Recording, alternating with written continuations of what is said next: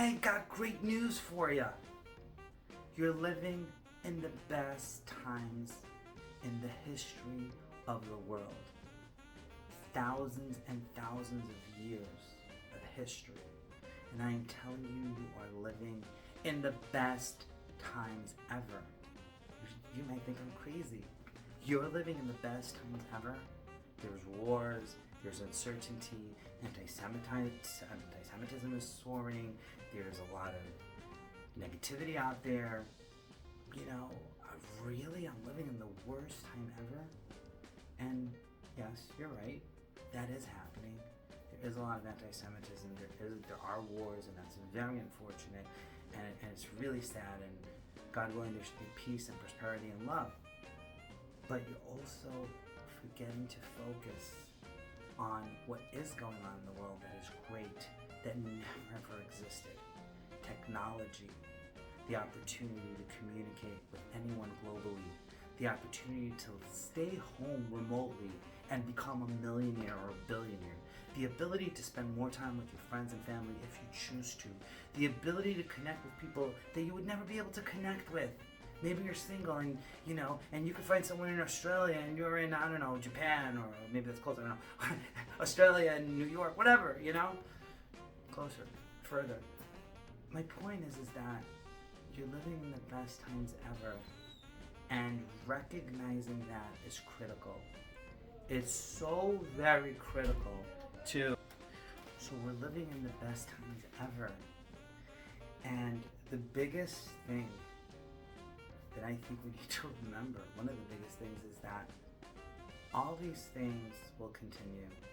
The uncertainty, the volatility. Someone asks, what is the next year, 5, 10, 15, 20 going to be like?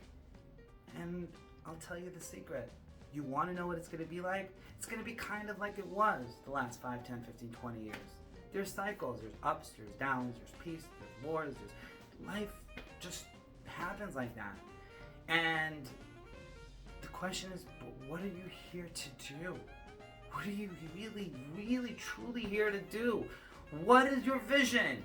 Is your vision to just be obsessed with the news and what's going on and the things that are negative and that are not positive, and you can't see the good in them and you're like, oh my gosh, what's going on? Or are you here to utilize opportunity? Are you here to grow? Are you here to progress? Are you here to give? Are you here to live beyond yourself? You need to take your life back, and you need to shift on.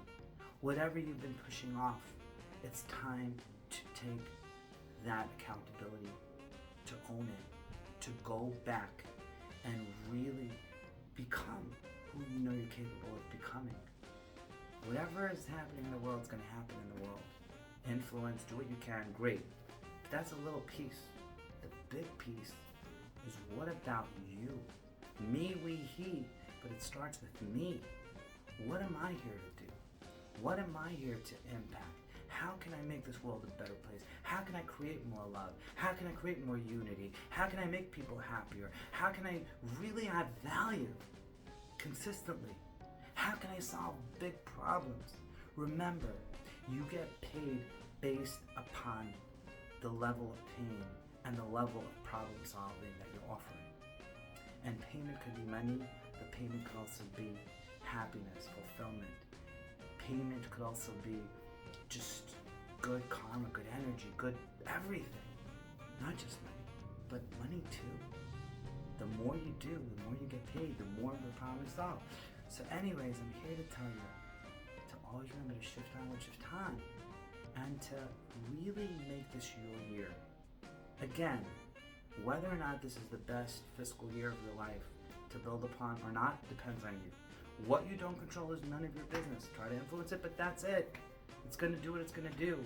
And a year later, you're either going to progress massively and then create newer, higher goals, or you're going to still be there saying, well, what do you expect? There were wars, there was this, there was that, and the year went by. Doesn't serve you, doesn't serve me, we, or he. So take your life back. Always remember to shift